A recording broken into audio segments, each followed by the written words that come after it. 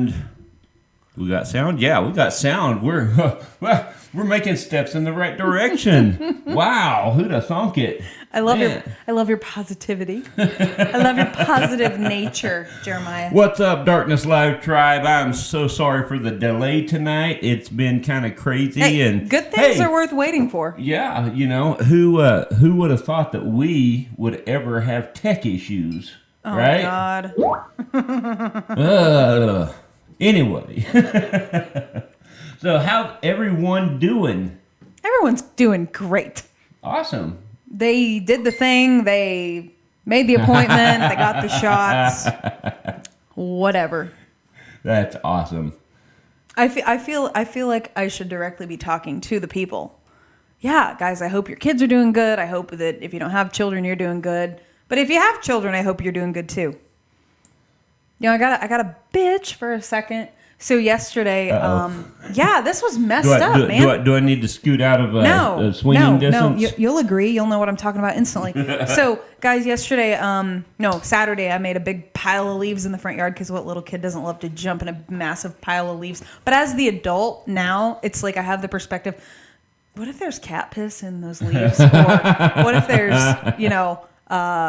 things I don't even want to know about in the leaves. Right. Anyways, that's not the point. Cat pee, cat poop. Yeah, that's not the point of the story. So the point of the story is this. I was beside myself. So Sophie's playing in the front yard in the leaves, and this little boy comes running over. He's like, "Can I play too?" And I'm like, "Well, sure." And I said, "Well, honey, how old are you?" And he goes, "I'm 5." And I was like, "Okay." And they're playing, and they're having a good old time. And then all of a sudden, this little boy, I said, "Oh, honey, are you, are you doing the remote learning or do you go to school?" And he goes, we're quarantining right now. And I said, "Wait, what?" And I said, "How old are you?" And he goes, 5. And I said, "Okay, you must be in kindergarten, whatever." And I'm like, "Well, what do you mean you're quarantining?" He goes, "Well, my mom and dad both have COVID." And I was like, "Oh shit. Okay." I said, "Well, honey, we're going to have to go in now. So you go." I said, "By the way, which house do you live in?" And he pointed a couple houses down and I was like, "Okay, well, thank you for playing." And yeah, so I'm just like, what the hell? Where are the parents? Like, why would you let if you both have COVID, like, why in the hell would you let your kid out to go play with the neighbors? Right. Thank God the kid had enough sense to, but that just goes to show, like, if he wouldn't have said anything, would have had no clue. Right. I was like, "Are they still quarantining?" He said, "Yeah." I said, "Oh shit. Okay." Okay. But I got my lovely test done this morning up the nostril. Yeah, I skipped it this morning. We're having vehicle problems right now, so I had to. The truck died. I had to rush home from work so that she could get to work in time, and I'm just so disappointed that I missed my COVID test today. Oh, you'll get your turn. Don't worry. I know. It's waiting for you. They won't give me any choice on the matter. This is true. This is true. Yeah, guys, because we still get tested up the nose twice a week. Speaking of noses, so. Today on Facebook, I saw a really funny meme, and I don't even know if there was any merit to it, but it was like, the infamous like Facebook memes. Damn, that was like 180 degree about face. No, it's about noses, kind of. So, the whole like Facebook memes that it's like a split screen. You do realize we weren't talking about noses, right? We were talking about COVID tests. No, you'll understand the thought logic. Anyways, you'll understand the progression of thoughts that led to this in a second. So, the classic meme on Facebook where it's like a split screen, and on the top it's like some crazy thing, and on the bottom it's like, who had blah, blah, blah for November, right? Like the guy pointing at the whiteboard, And it was something about wild pigs or wild boar, I'm not sure. Like busted down somewhere and ate a whole bunch of cocaine. And I was like, oh God, that would be. And there's who had wild boars sniffing cocaine for November? God. Anyway, so the nose, nostril up the nose, and I thought of the wild pig, boar, whatever, the wild animal sniffing a bunch of cocaine. I'm not sure the world could take much more of a glimpse into how your mind works than that. Well, the nose was what prompted, guys, and I, honest to God, like Jeremiah and I don't know, this has been a couple years ago, maybe. We had a conversation about not everybody's brain does that. Like, you know, if you could And she see was inside. like, what? What do you mean? Yeah. If you could see inside, you know, an individual's brain that I've never actually been tested for any kind of attention deficit stuff. But one of the first times that we talked about it, like a few years ago, you were like, yeah, I'm pretty sure. Even my son's pediatrician, because I was asking him about, you know, my son, if he potentially, you know, because he was just subject to subject with the doctor. And he said, well, how does he do in school? And I'm like, well, he does great in school. You know, I did great in school too. I couldn't sit still for nothing, but I did really good. And Dr. Bird was like, have you ever been tested? I'm like, no, I haven't. He's like, well, he said, I would be willing to bet that you would definitely have ADD. But yeah, it's funny because, you know, like I've seen, there's a YouTuber that I enjoy, and he has ADD or AD, one of them. And Aaron Dowdy is his name, and he's all about like the, you know, higher, you know, getting to, you know, spiritual awakening and, you know, your higher self and all this stuff. Really cool videos if you guys ever have the opportunity to check him out. But he was talking about how like he was medicated when he was young. You know, like his parents medicated him and stuff. And, you know, as he got older, he stopped taking the medication and learned to, you know, just deal with it without medication. And I'm like, well, shit, I've been dealing with it my whole life. Like, I thought this was normal. I thought, hey, good captain is watching. Hi, Carl. What's up? What's up? Hope you're doing well. He said he had deer sniffing coke in November. He missed it by that much. Oh, you were so close, man. So close. Hey, you know what? If you're sniffing the cocaine or whatever you do with it, you know, you could see a deer or a wild boar, pig, whatever it may be, a four-legged friend, right? Well, I don't know. Can you imagine that? A bunch of fucking wild boars, you know, whatever, sniffing it all up. And then, I don't know. And then So havoc. I've never been boar hunting or anything like that. I have been feral pig hunting though, and That sounds scary. Was fucking scary. That sounds really scary. That was scary. Oh my God, that was scary. So Hey, yeah, Claire. Ben. I don't want to. Kenna. That's Kenna's not something watching. I would want to. Speaking of Claire, look, So. I've got my mug. Claire gave me this. Claire and Ben gave us each a mug, a cauldron of sorts. So, folks, tentatively, I'm really proud of my mother. Tentatively, she bought sage. Yes, I actually said that out loud. My mother bought a bundle of sage, and she said it looked like a wrapped turd, actually. But I was proud of her. I was like, "Are you gonna go smudge some demons?" She's like, "No, I just kind of want to burn it to see what it smells like." I was like, oh my God. Anyways. Wow. Okay, let's cut the shenanigans and get our guests on here. There was something I was going to say. And I interrupted you and made you lose your train of thought. Yes, and I took a big-ass drink over that one because it was another 180-degree about face. Oh, I remember what it was. So, tentatively, folks, what was it? December 11th, 12th, that weekend. I don't know if it's the 11th or 12th, that Saturday. Keep an eye out because somewhere around mid-December, we are looking at doing a live investigation. Finally. From an undisclosed spot that we know of. The anticipation has been killing us. So it's been killing them. It's going to be fun. We just kind of threw this together a little bit ago before the show. We're doing it. We're so doing it. So, you know, we just decided it was time to, you know, poop or get off the pot.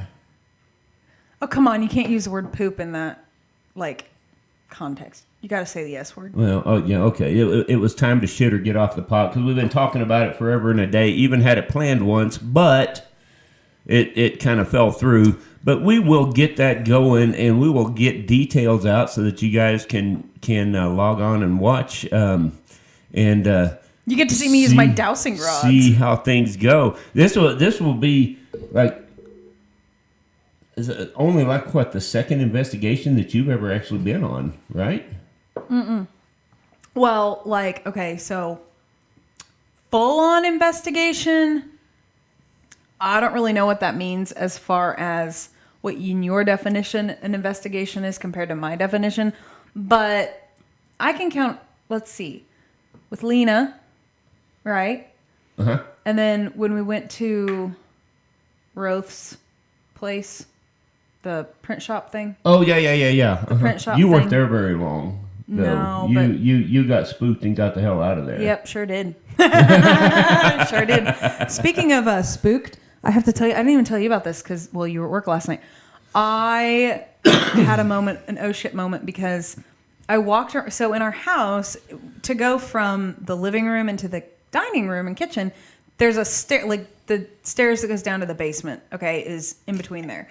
And I swear to God, Jeremiah, there was a man standing at the bottom of the stairs. Oh, yeah. Stepped over. And I was like, oh my God, there's somebody in the house. It's just Gary. Just play it cool, It's Stephanie. just Gary. Just play it cool. Yeah. I don't care how long we do this forever. That stuff will always catch me off guard. Like you can't tell me as long as you've been doing stuff that stuff doesn't catch you off guard, like ever. Well, I didn't say it. I've never said it. It catches me. It's never caught me off guard because it does all the time. It just, Do you think that there is anybody out there who, honest to God, it would not catch them off guard? Seeing stuff? Well, no. I mean that would be hard for me to believe. It's just there's folks that have learned to control their fear reaction on it. True. And that's true. But as far as not being caught off guard, I have yet to be able to do that. Just saying. But that's okay. I've still got time, right? We've all got time. Oh, maybe. yeah. Maybe Yeah. we might have time. No, we'll be fine. We'll be fine. Yeah. One way or the other, we'll be fine. I was gonna say Yeah. something, and I completely it went out the window, or out of my head. I don't know. Anyways. But yes, somewhere up around middle of December, we will be getting that. Oh, that, I know what that it was. Rolling. I know what it was, guys. I'm super excited to tell you. So for my birthday, I'm buying myself 2 readings from Lena. I'm buying myself a full circle reading, and I'm also getting a past life reading from her. I can't wait to tell you guys about that. I'm actually doing that not this coming weekend, but the following weekend, the following Thursday. So that following Monday, I have to tell everybody how Wow. it went. She said that she will cover like the most 3 past lives that are most impactful for the current life that I'm living.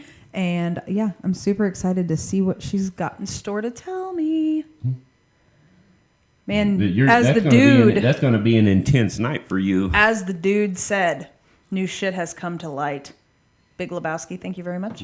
Which I was really, really just disgruntled when I saw that Jeff Bridges has, lymphoma,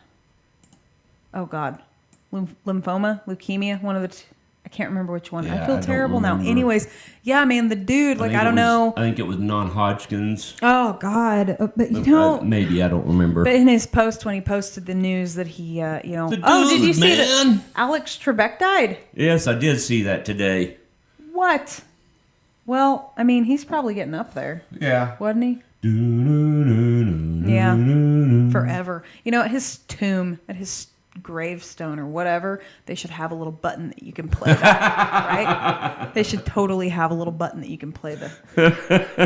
There is a really, really morbid joke in there somewhere. I just haven't dug it out yet. Well, I don't know. Do what you will with that statement, but I'm just saying that push the little button and you can even spin a wheel or something. I don't know. There There's a new concept. There weren't any spinning wheels on Jeopardy. There's a new concept for like a Ouija board of some sorts. Right? Instead of like a Ouija board, just get the fucking Jeopardy thing going on, and you can play with Alex Trebek in his grave, right? There you go. Anyways, okay. Oh So my gosh. enough banter about this nonsense. Let's get the ladies on. Oh wait. I'm spoken out of turn. You need to introduce our guests. I emphasize the tss. Hang on. I'm hanging. What do you want me to hang on to? I'll hang on to my cauldron, my mug of Joe. Wait, that's too soon to joke about. Did you really just say No, that? I didn't say a thing. I didn't say a thing. There's there's a lot of viewers out there that are going to call you a liar because you did. I don't lie. I have the memory of a fucking goldfish. I can't lie. I don't ever remember. If you don't lie, you don't have to remember what you say. Ask me, I'll tell you. I'm serious, guys. Like, I used to think that, like, I had early dementia or something, but then I realized I haven't been able to, like, remember shit my entire life. So it wasn't all the years of weed, apparently. There's a few in there, but who hasn't had a few years of fun and party favors, right? I know, right? But eventually we all have to grow up sometime. So our guest tonight, they're also pretty. It's a very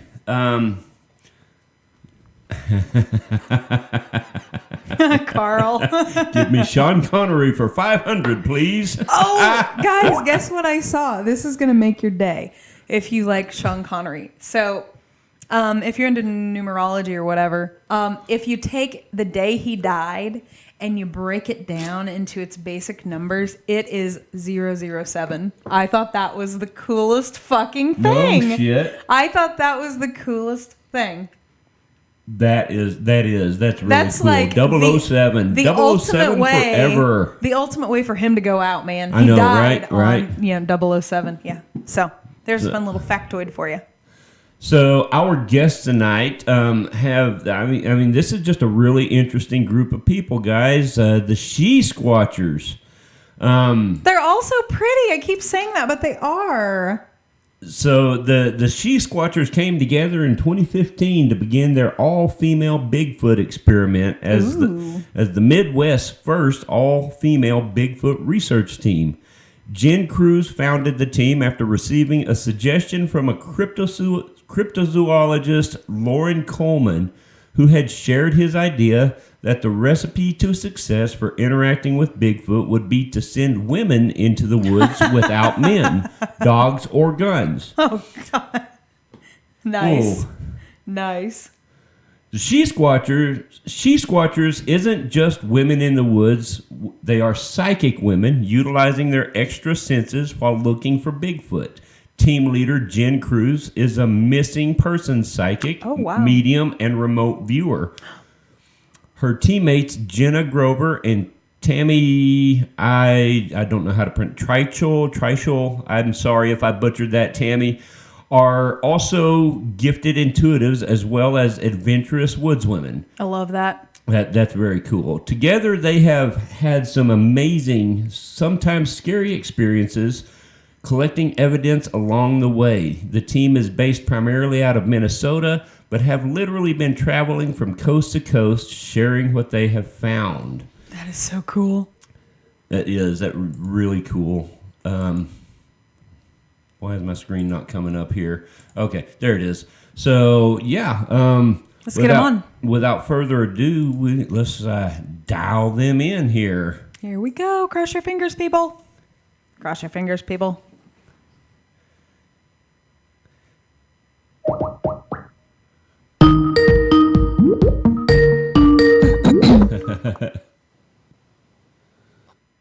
Well, there's one.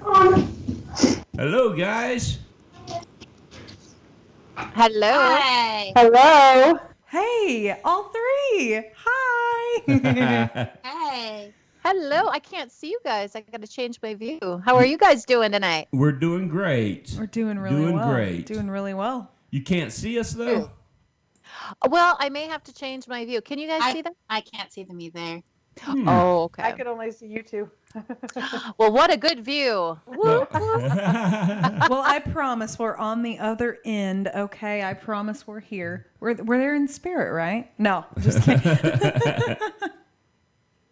Can you fix that, Jeremiah? I'm working on it. So, let's see here. So start talking. You want me to start talking? Yeah. I can start. Okay. So he's going to work diligently to try to figure this all out because I don't do anything tech. Like if it wasn't for Jeremiah, we wouldn't even be doing this podcast. So, I just add to the humor. Okay, ladies. So, go ahead and, for everybody listening, go ahead and why don't each one of you, starting with the founder. Why don't you all just kind of give a little background and how y'all came together and go? Hi, well, I'm Jen Cruz, and I'm the team leader of She-Squatchers.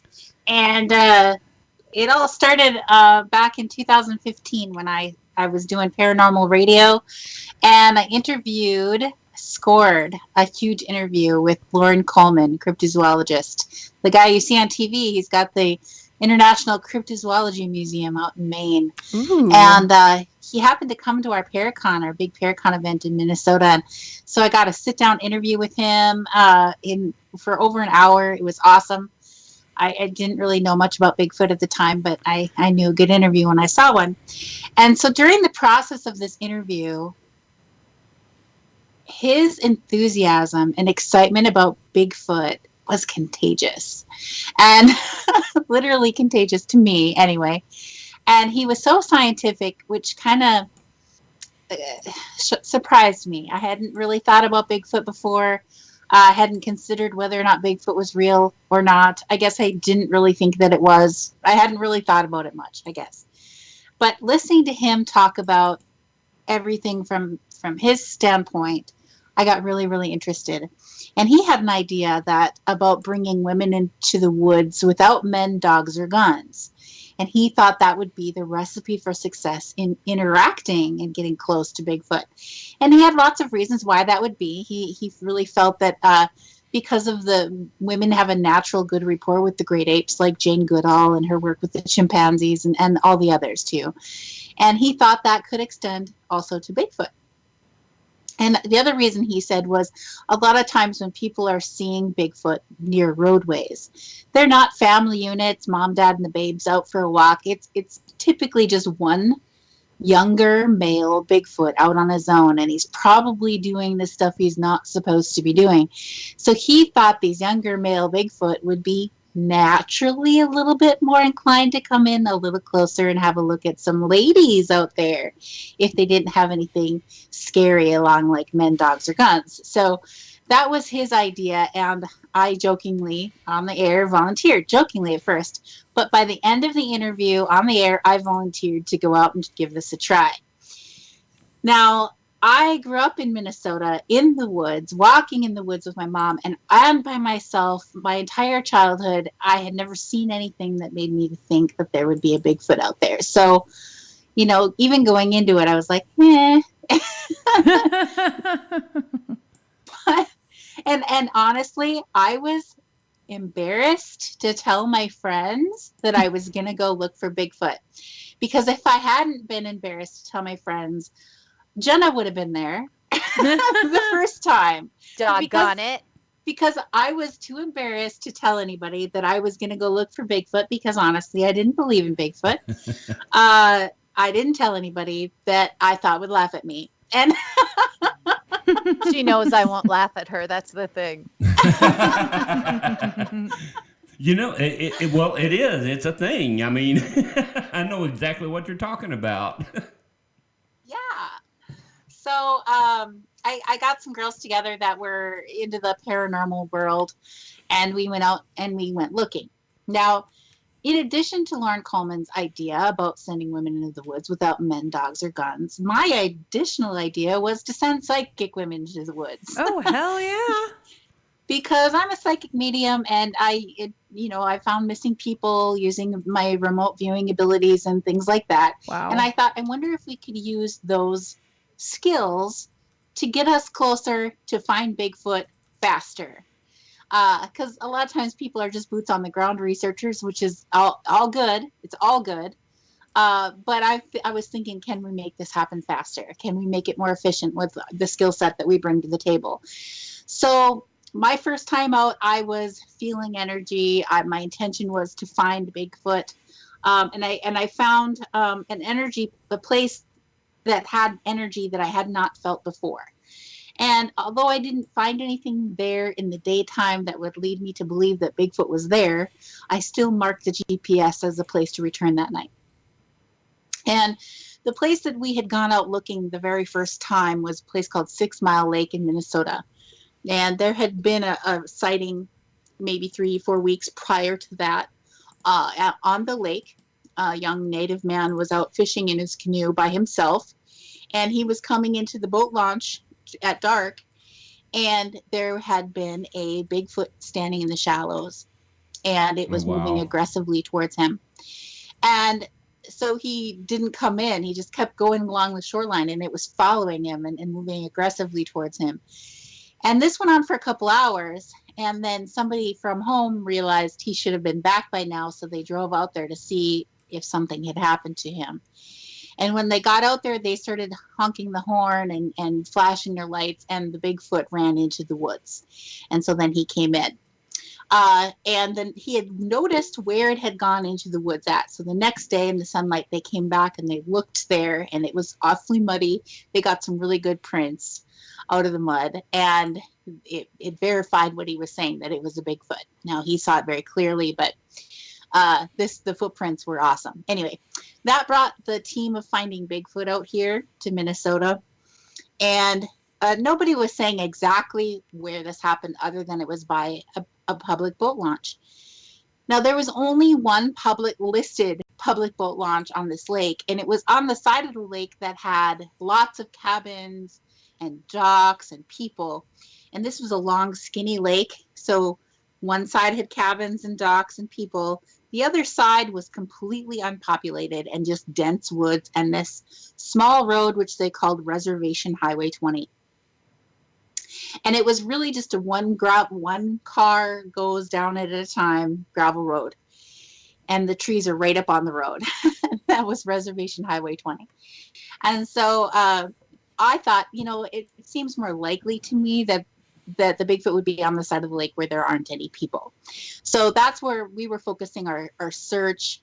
We actually did find some footprints on it's a old bridge that goes over top of where a water inlet comes in the top of the lake, and so it's a gravel road, but over this bridge we did find some footprints that went across the bridge.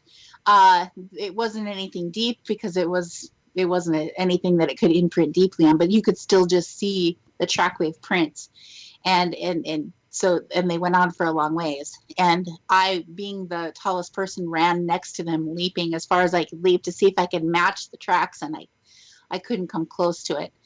We didn't expect to find anything our first time out. We didn't have a measuring tape. We didn't have any casting material, nor did any of us really know how to make a cast. But I knew enough to put like dollar bills down next to it and take pictures and things like that. Something that everybody knows the size of a dollar bill. And one of my pet peeves is seeing pictures where people put their foot down next to it and take a picture like Right. like everybody's foot is the same size. No.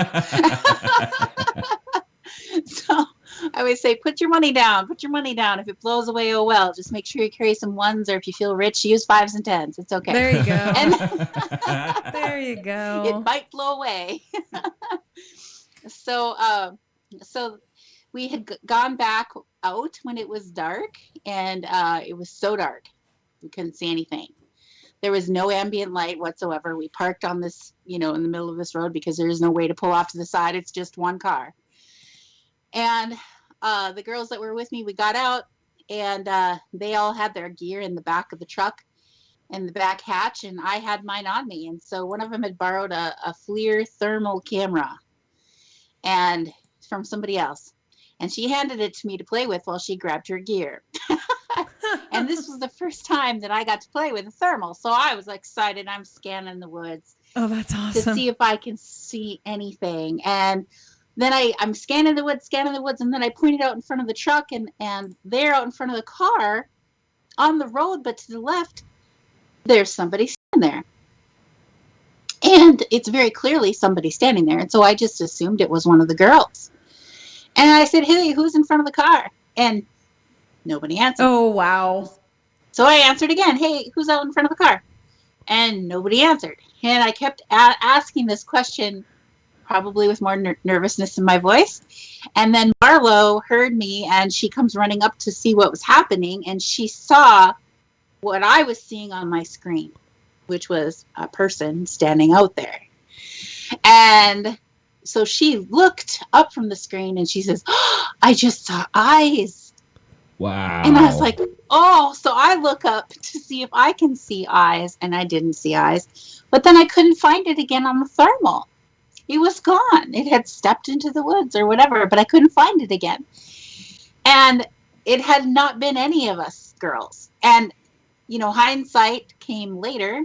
And I'm not even talking about later that day, later that night, or even the next week or month.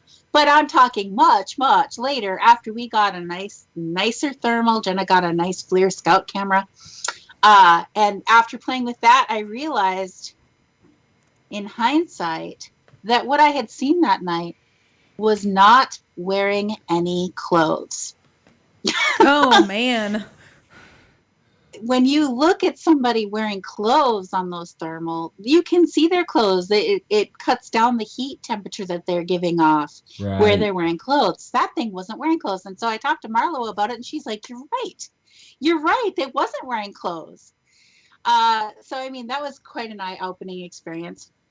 So back to that night. So then we decided we'd walk into the woods where it had been off to the left. So we decided we'd walk out there into the woods that way. And we just got a few feet in, and all of a sudden we hear something moving through the trees. And then something bounces on the ground about 3 feet in front of us. And, we just stopped and we were looking, and what is that? And then we hear something else coming through the branches, and another thing drops and bounces on the ground next to it. And here they were rocks. Something was throwing rocks at us multiple times, rocks and rocks and rocks. Mm-hmm. And you could hear them coming through the branches of the trees. And here's me. Is that a rock? What? Oh my God. Did you save the rocks?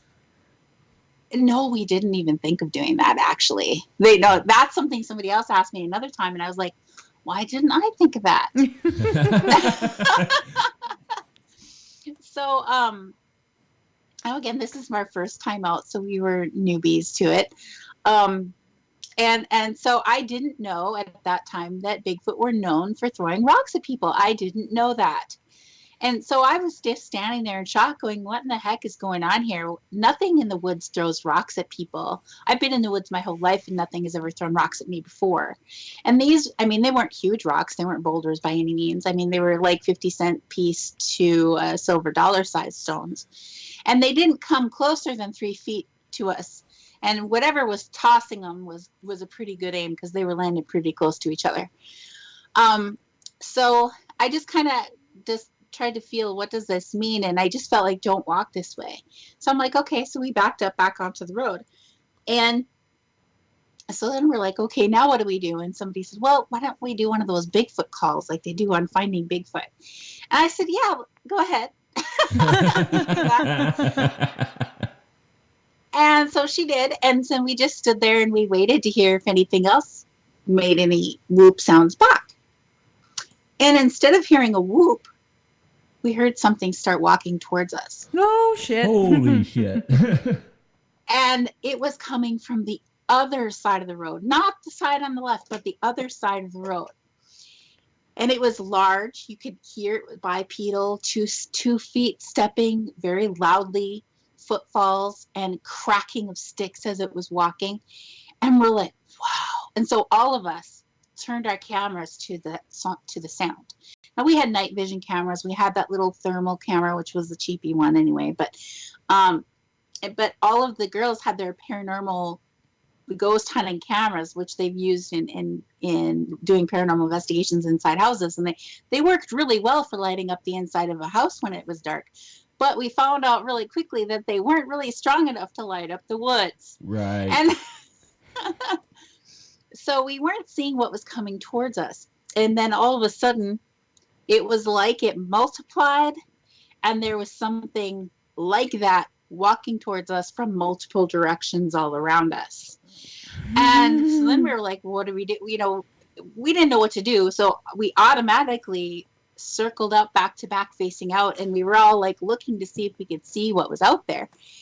And we weren't seeing anything. And one of the girls said, Jen, do your tobacco thing. Well, what that meant was I'm part Ojibwe, and I'm a tribal member from the Red Lake Band of Chippewa Indians in northern Minnesota. And we were actually on our Indian reservation, another Ojibwe reservation that was down the road from that. And so she was asking me to say a traditional prayer in Ojibwe is what she was doing. So I took the tobacco in my hand and I started to pray out loud in the Ojibwe language. And I thanked the little people. And as soon as I said Miigwech Kichisabe, which is thank you, Bigfoot, everything stopped. It didn't keep moving it stopped moving. It didn't retreat. It didn't come forward. It just stopped. Everything just stopped. And it was just silent. And I was like, yeah, I was really excited about it. And the girls were just really scared because, well, of course they were terrified, but they weren't as excited as I was, partially probably because they didn't know what I was saying and that it responded to it. So, here was me being really excited. Wow. Because one of the native elders had told me that you can pray to Bigfoot for help or for whatever, and they'll listen to you. But I had never tried that out before. So that was pretty exciting. Yeah, that would be. That's because one of the there is the ongoing probably in the Bigfoot community. Probably the one of the biggest ongoing debates is as to whether or not it's an actual flesh and blood creature or if it's like a spiritual being or an interdimensional being, that type of thing. But I've always wondered, why does it have to be one or the other? Why can't it be right? More than that? See, and I'm sitting here thinking, like, I wonder if they were using a slingshot. Because, I mean, seriously, because, when they're throwing rocks and shit, it's like if they're little, it's like, if you have a big beast or a big creature, why would they pick little teeny tiny rocks? Maybe they have slingshots. I don't know. I mean, I don't know. It's possible, right? Good point. They're supposed to be very intelligent as far as people say, so. Yeah. I know guys, Bigfoot hunters out in Ohio, where they have big, huge rocks whizzing past their head and hitting their cars. So I don't think it's just little rocks that they use. They were just giving us a gentle persuasion not to walk that way. But I've heard and seen the rocks that they've thrown at other people and the big dents that they get left in their car. And one of my friends, Mike, he got into his car and one came right through the moonroof. Holy Boom. crap. Oh my God. I know. You know that? Yeah, he sent me a picture and he's like, it scared the crap out of them and they just took off. How big was the one that went through the roof? It was that big. Whoa. Softball size? Wow. Whoa. That could have done some cranial damage. Damn. Exactly. Oh my God. Exactly. So I feel fortunate that we've never had anything really big thrown at us, but again, we listen. We listen to those gentle guidances that we get, and we respect those wishes, so to speak. So after the rocks, or after the sounds of movement stopped moving, when I said thank you to Bigfoot in the Ojibwe language, then we were standing there, and one of the girls said, "All right, then let's. How about we go check out where we found those footprints today?" I'm like, "Yeah, that's a good idea." So we jumped in the car and we drove away. And the girls were so scared that they said, I'm not really sure that I want to find Bigfoot anymore. This is way scarier than I thought it was going to be. It's much more scary than paranormal investigating, even most haunted of places. And some of them didn't want to get out of the car again. Long story shorter, most of those girls are no longer in communication with me. and we parted ways, because the next day we had breakfast and I wanted to go back out there and see if we could find footprints in that spot where we were hearing walking, right? That's what you do. And Right. I had to be a bully to get them to even go near that place again, and they wouldn't walk out there. And it was, and I don't like to be a bully, do I, Jenna? You can be, honey. She can be if she is like in a mood. Well, no, but she's really nice. She's not a bully most of the time. I'm just kidding. No, kind of. No. When I see Bigfoot moving on a camera and I'm trying to get out there and Jenna's dilly-dallying, I get good. Rah! Yes, I dilly-dally sometimes. I've learned that was, I think, the very beginning. So yeah, I'm totally much better now. I wear my little satchels on my waist. Yes, now we're ready to go. But that was jumping ahead. So I get back home after this big adventure and I tell Jenna, this is what happened. Oh my gosh, it was so much fun. Can't wait. She's like so mad. Tell them what you said, Jenna. Okay, first I have to back up. We were sitting there talking at her place of business, and all of a sudden she was like, embarrassingly, she said to me, she goes, yeah, Jenna, what'd you do this weekend? And I was like, okay, whatever, and I told her. But then she started saying what happened to her, and it was like, are you serious? Are you serious? Oh my gosh. And at that point, when I heard that, I was like, hello. I mean, I have to be part of this team. I need it. And at first, I really wanted to be on the team more for the camaraderie. I had a lot of medical problems previously, and my life basically changed. So I really was going out to go get it. You know what I mean? Mm-hmm. So I was so excited to be on this team. I told Jen, please, I said anything, just, I have to go out there with you. So it was pretty cool. That's awesome. And then she was with me after that. And then I asked Tammy, and it just didn't work out at that time for Tammy to be with us right away. But then she did as soon as she could. So then she was on board. So then the three of us came together and we're ta-da, the triangle of greatness. So we just mesh really well together. Our energy just really flows well together. And these two ladies are so gifted. And they fight amongst themselves to be considered the most fearless. Not really fight. I think we both appreciate our same thoughts about, hey, let's get this done. Let's find out the truth. Let's see it. Let's, feel it, touch it. Well,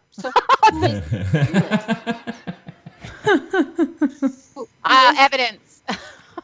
Speak for yourself. I'm not trying to touch it. I will touch. If it's evidence, well, you don't want to touch evidence, but you want to be part of the, well, I guess I just kind of made myself. Has anybody got a shovel? Oh, that's awesome. I don't mean to say things like that. They just come out. Jen always gives me a heck about it. Same thing with Tammy. They're like, do you hear yourself, Jenna? You just sounded really naughty. And I was like, oh. Oh my God. You're reminding me of myself, man. Are you a Sagittarius? No, I'm a Pisces. Oh, Jesus. Stephanie, you and I were talking in what, August? Oh, yeah. Last August? Oh, yeah. No, 2 years ago? Yeah. Yeah, it's wait, has it been 2 years ago? Or was it last year? No, that was it last year. It was last year. It was 2019. Yeah, it was last year. Oh, sorry. I'm trying to move ahead to 2021 because this year's been kind of icky. So Yeah, sorry about that. Yeah, we're just gonna kind of never talk about this year again, right? Yes. Yes. Yeah, but I gotta say, when I met you, I felt like an instant connection with you. Like it's like, hey, I could talk to this girl for hours. Mm-hmm. Ditto. And I think we texted each other right away. It was like, hey girl, hey girl. Yes. So yeah. I wish we would have kept better touch, but I'm glad we're here on the show. So well, we're in the here and now, and we can just move forward. And so I just have to say, the whole time, Jen, you were talking about the first experience you had, all I could think was like X-Files episode. It sounded as like an X-Files episode. Because, so I know I'm like way jumping. Actually, I'm just going to stop talking and let you pretty ladies continue your story of how you all got together. I'll ask questions afterwards. I'm proud of myself. I stopped myself. I should take a drink for me, Jeremiah, for God's sakes. Okay. I deserve a drink in my gosh, in my Stephanie, honor. you and I are the same. I way over talk to the guests too on the Journey radio show too. So I'm zipping. You Okay. guys ask questions. No. Really, you guys, you go. You, Jenna, Tammy, you guys chime in as you want to, and I will save my questions for afterwards. Okay. So where do we go from here?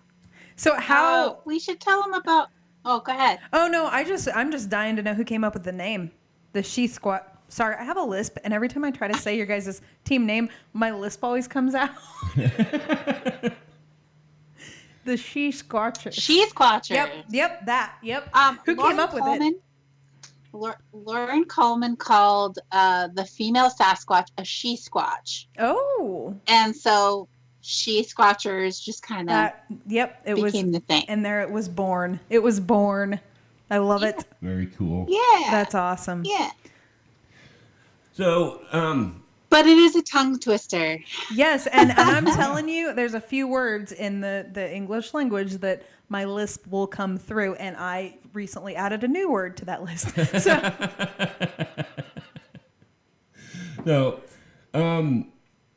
have you guys ever had any kind of an encounter where there was a I know, of course, you were talking a little bit ago about vocalizations, just real briefly. But have you ever had an encounter with where there was a real aggressive sounding vocalization involved? Where you left a puddle behind you or something? No, we've not had that happen. Really, that's you know so. You must have got an angry Something, Bigfoot or something so because holy shit.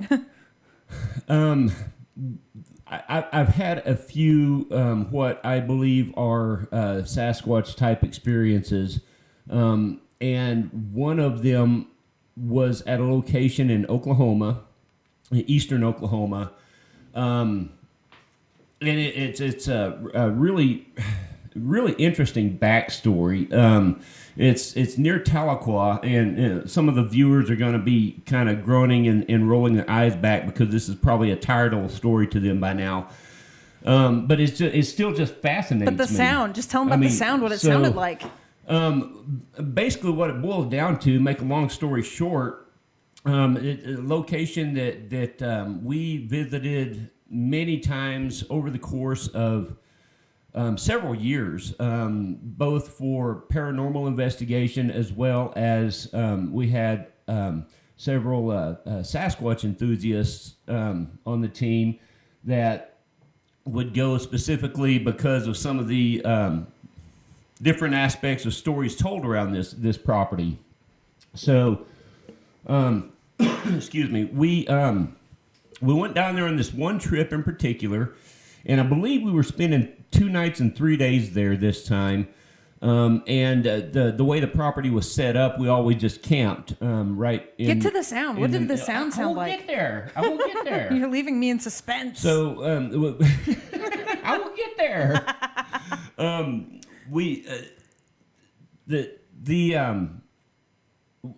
This particular trip, I was in a hurry when I got ready for it, and I ended up forgetting my tent. So I basically just slept on the ground in my sleeping bag next to the fire, kept the fire going all night. Well, I think one of the guys that was there is actually watching tonight, I believe. Or actually, he just signed off, so I can't get any verification on this. But I think it was 3 or 4 o'clock in the morning. I had just put a little bit of wood on the fire, and I'd gotten back in my sleeping bag and was kind of in the process of drifting off. And you know how the Ozarks and Smoky Mountains and stuff like that. Even at night, it's just the sounds of the woods are just loud sometimes, just really, really loud. And this night it was especially bad. All of the critters, the bugs, everything. Sorry, ladies. Captain Carl, one of the viewers, said Steph's OCD is showing. Oh no!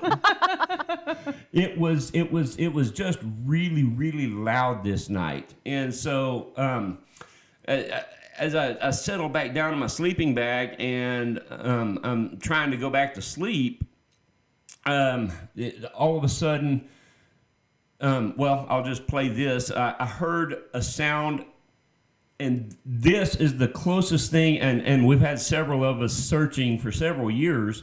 This is the closest recorded sound that we can find to what we heard that night. So I will make sure I've got this set to where you guys will be able to hear it. But I heard this. Takes a second or two. This might be very loud.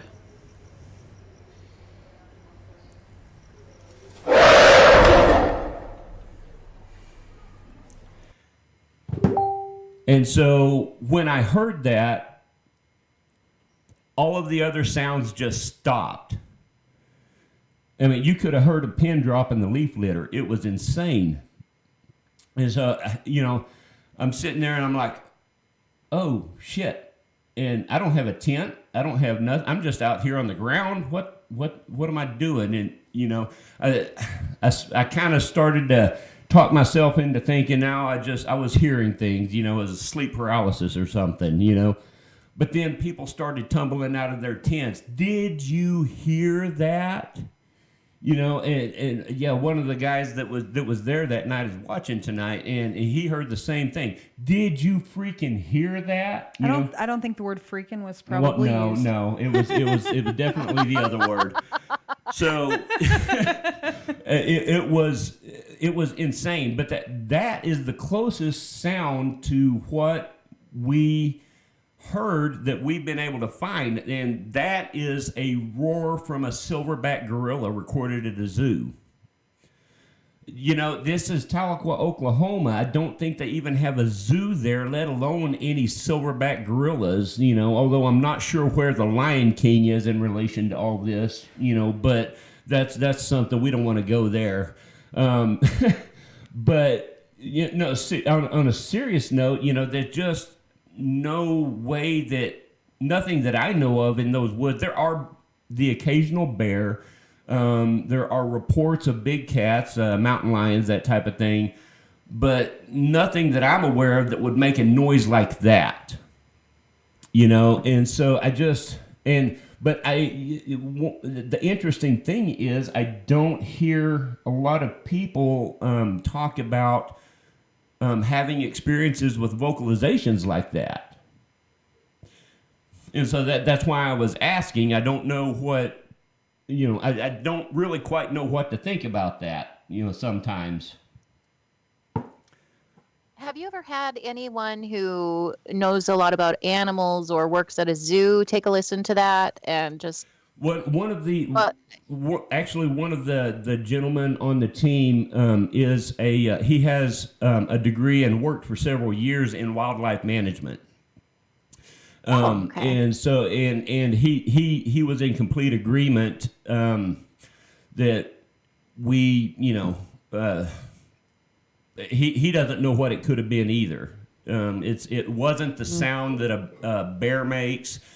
It wasn't the sound that a cougar makes, and really and truly, And those are the biggest. He heard that sound. He didn't hear what you think you heard. Well, not saying what you think you heard. The one. Yes. So he was present when and heard the sound too, and he Yes. agrees that's the closest thing. Yes. And it couldn't have been like a mountain lion. It couldn't have been a mountain lion. Right. No. Oh man. No, it was definitely. I've heard mountain lion screams. I've heard mountain lion roars. I've heard mountain lion growls. I've heard about every and from close experience, not just recordings on YouTube. Okay. I've spent a lot of time in the woods, and I that was not the sound that I have ever heard coming even remotely from a mountain lion. So. Oh damn. That one was never really on the table even for me. So yeah, have you guys heard like sounds like that when you've done your investigations? I've never heard one like that before. We did hear what sounded like a mountain lion one time, and yeah. That's scary by itself.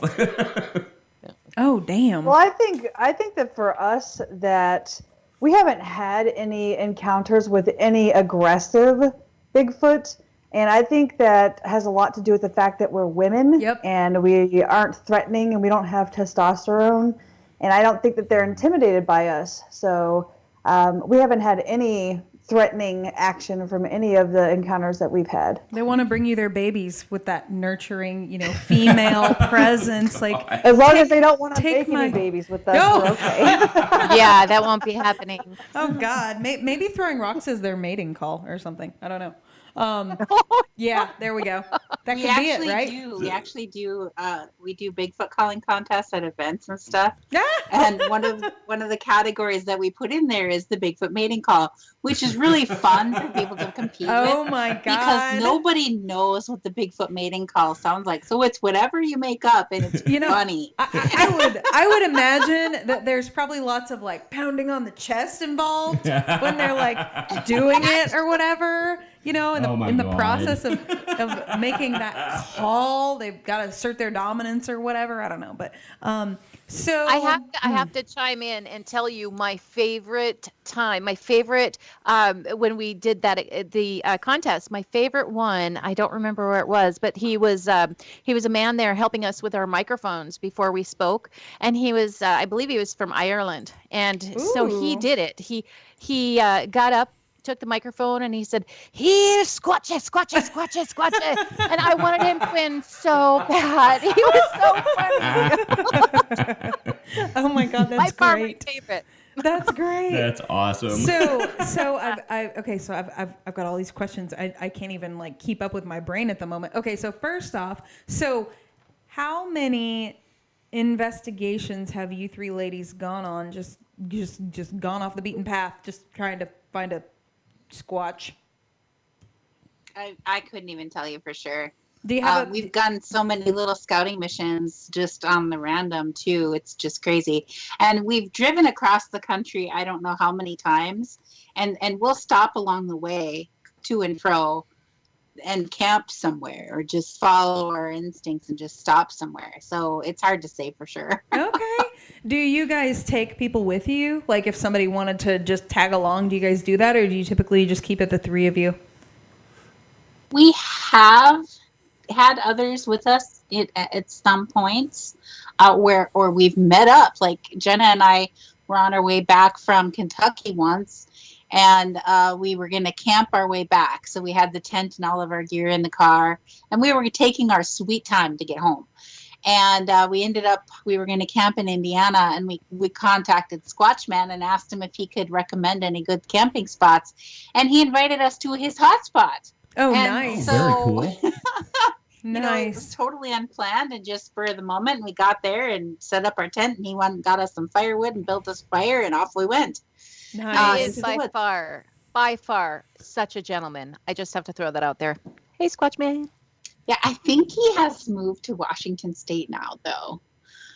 Oh, wow. So I Well, think he's setting up a Squatch camp out there with his son. So, The Washington but we go to State, Washington too. So yeah, the Washington State, that's kind of ground zero for Sasquatch sightings and such in North America, isn't it? it is. There's a lot of them there. I think a lot of people in the Pacific Northwest believe that Bigfoot lives in the Pacific Northwest primarily and only there.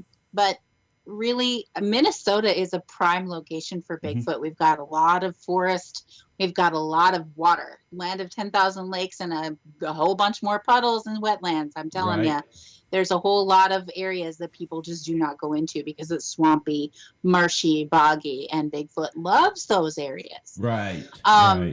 So there's a lot more Bigfoot in Minnesota than people give it credit for, and I think there are a lot of places that people don't expect. Mm-hmm. Oh wow. Yeah, if you can, I think it's BFRO, Bigfoot Field Research Organization. They have a database on their website where you can look up. It might not be BFRO. I think it is, though. But you can look up Sasquatch sightings and reports by state. And even in some cases, I think maybe even down to the county. And really and truly, there's not a whole lot of ground in the continental United States, and of course Alaska, that doesn't have some sort of Bigfoot lore, along with fairly credible sightings. So, well, yeah. And we need, because I'm telling you, ladies, so Jeremiah and I have a place out in, it's out in the middle of nowhere in Kansas. And anyways, I gotta say, there's been a couple experiences out there that I've really questioned. Like, it's really made me question if I actually believe in Bigfoot. Because Bigfoot's like the one, I believe in spirits and ghosts, and I fucking fully believe in aliens, but Bigfoot is like still the one where I'm still She's a little holdout. I'm still until I have and I don't necessarily think this is a bad thing, but yeah, I mean, and I haven't had that moment where I'm just like, holy shit, that was a Bigfoot, you know what I'm saying? And so I'm not saying I don't believe in it, I'm just saying that I haven't personally had a full-fledged experience that I'm like, it's got to be a Bigfoot. You know what I'm saying? Which and I mean, I think that, once eventually I'm sure I will have, like I said, I've had a couple that I'm kind of like, I don't know what that was, but out in the woods, but I just personally have yet to have my moment, to have my epiphany that I'm like, holy fuck, Bigfoot's real. You know what I'm saying? So each of you ladies, please, please, please, I want all three of you to tell our viewers the moment that you were like, fuck yeah, Bigfoot's real. Oh boy, for me, I guess I was there the first night. I was thinking, wow, this is real. This is real. This is real. and and that's kind of what, I was right there thinking this is real, because my intuition, my psychic, my guides were telling me this is Bigfoot energy. This is, and so if I trust my guides and my instincts, then that was telling me that Bigfoot was real on top of having that encounter. Okay. Having the rocks thrown. But even more so, when further experiences, when we found footprints that were for sure Bigfoot footprints, and and further on and on and on. But the first night was my oh my goodness moment, and I couldn't wait to get out there and find more because I just needed that. Jenna. Oh, my big ha moment. Actually, I was the biggest skeptic. Like, I was the biggest So you skeptic. I feel still me. kind of am. I mean, I've got that like 1%. I'll Yeah. never believe anything 100% because there's always so many sides to every story. Oh yeah. Everything. But 99% at this point. So anyway, Jen was telling you about Greg Yost, or Squatchman, that's his real name. He set us up in this camp, and he happened to say, hey, we're going to show you, or I'm going to bring you out. I'm going to show you my special. I want to say thank you. I was just about to say something that would have sounded wrong. See, I caught myself. There you go. So he brought us to his hot spot, which out of my mouth still sounds wrong, but anyway, so we're walking, and we had these flashlights and headlamps and everything, and we were walking, and all of a sudden Jen said, and this was way back deep in the woods, and Jen said, is that a handprint? And I was like, what? And so I quick ran over there with my flashlight, and I looked at it because I thought, oh no, this is just that stuff that grows on the trees, the white stuff. I don't remember what it is. Sorry, it's a mold. And anyway, so I got up really close. Huh? Oh, lichen. Yes, thank you. So I got up really, really close, and I was stunned. I was shocked. It was sand. Like, if you would have hit this piece of wood hard, it would have just. Oh, wow. And the hand. I mean, Greg Yost. I don't know if anyone knows him out there, but he's what, like 6'5", 6 or 6'7", I think. He's a mountain of a man. He is a mountain of a man. And so he put his hands up there comparable, and they were so much bigger. And like I said, he's got huge hands. So we kind of looked at the area and noticed, and I kind of went past the point. But anyway, so I have to back up. When I was looking at it and I noticed it was sand, my intuition said, smell it. And so without thinking, I went, and I smelled it, and it smelled like crayfish, crawdads, just Oh, wow. anything like dead fishy kind of things. Well, here there were creek beds, dried up creek beds right near us, right near that area, and I'm assuming that that's where that smell came from. But it looked like his hand was on this log that had fallen, and he was looking under the log, putting his hand up on the log, looking under for some reason. So that was such an aha moment for me, Whoa. especially when I smelled that smell. Because, I Yeah. mean, sand, okay, yeah, never know. But if it smells like that On a tree, nonetheless. on a tree, like he in was the shape of a huge man's hand. right, like Can he I was ask? he was down at the creek bed, foraging for food, and stopped there to forage a little bit more on his way back. So I got a question. Okay, so about how far up from the ground was the handprint? Like, was it like, like? I think they Oh, said this- it was on a fallen tree or Oh, fallen. okay. Yeah, this was a fallen tree, and so it probably wasn't any more than maybe 4 to 6 feet, Jen, up It off the was- ground. It was about waist high on me, so I'd say it was about 3.5 feet off the ground. Okay. Oh, okay. Well, I'm short, so it looked taller to me, I guess. I can But no, relate. I mean- I can relate to your shortness. Thank you, sister. Yes. I'm an Amazon. I have utmost respect for you. Bigfoot snack size. There you go. There you go. There you go. No, but that was definitely my moment, and it was so exciting, and that definitely turned my head from being a complete skeptic to, yeah, I'm Right. thinking this is real. I mean, we had found so much before that. I should have not been such a skeptic, but I was. I always said, I got to see it right up here. I want to see its eyes. I want to make sure there's no Yeah. no masks or anything. I just, and I was so hardcore, but after that moment, it So was you just can like, understand me being a skeptic, that like you can understand how, somebody who hasn't actually had a full on oh shit moment like that, yeah, like I said, I'm not denying it. I just haven't had a moment yet. Definitely. I think we can all appreciate that because I think we're all skeptics, but in certain areas, we always start out as skeptics. You kind of do that in the spirit world too. You have to make Oh, sure yeah. what you're seeing is real. Yeah. Right. Yeah. Ooh, so Tammy, what was yours? Okay, mine was when we were in Tennessee doing a Bigfoot conference, and one of our fellow friends and researchers, Matthew Delph of Micro, was with us, and he took us on a hike during the day with a group of people, and we had all decided that we were going to go back that night, for safety reasons. We couldn't take other people with us. It was just us. But we got up there, and it was pitch black. There's no lights anywhere. It's on top of a mountain. And we had the FLIR, and I had the FLIR as we got out of the vehicle, and Jen had remote viewed the area before we had gone up there and before we got out of the car. She looked again, and she said, there's one that's about 30 feet away outside the car. So I jumped out with the FLIR, and I looked, and sure enough, there was one 30 feet away on the FLIR. And I had never used the FLIR before, so I was like, how do I record? How do I record? And they were getting out of the car, and they were getting their stuff and not paying attention to me.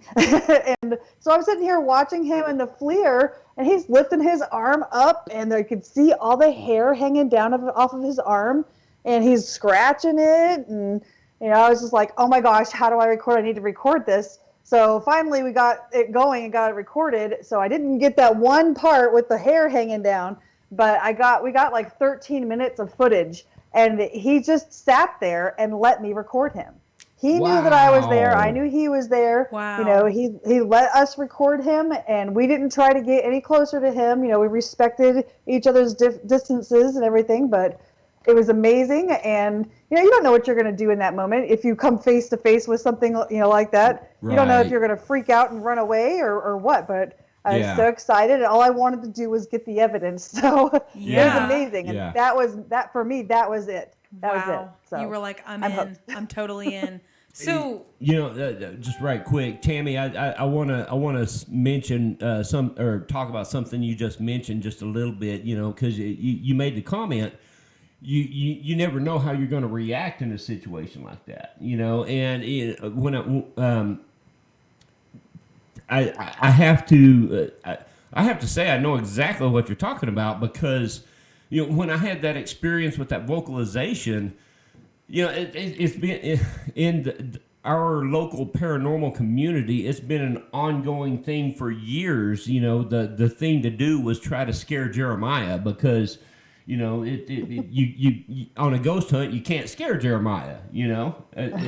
But I gotta choose your words wisely, sir. I mean, you're welcome to try. You're asking for it. You're welcome to try.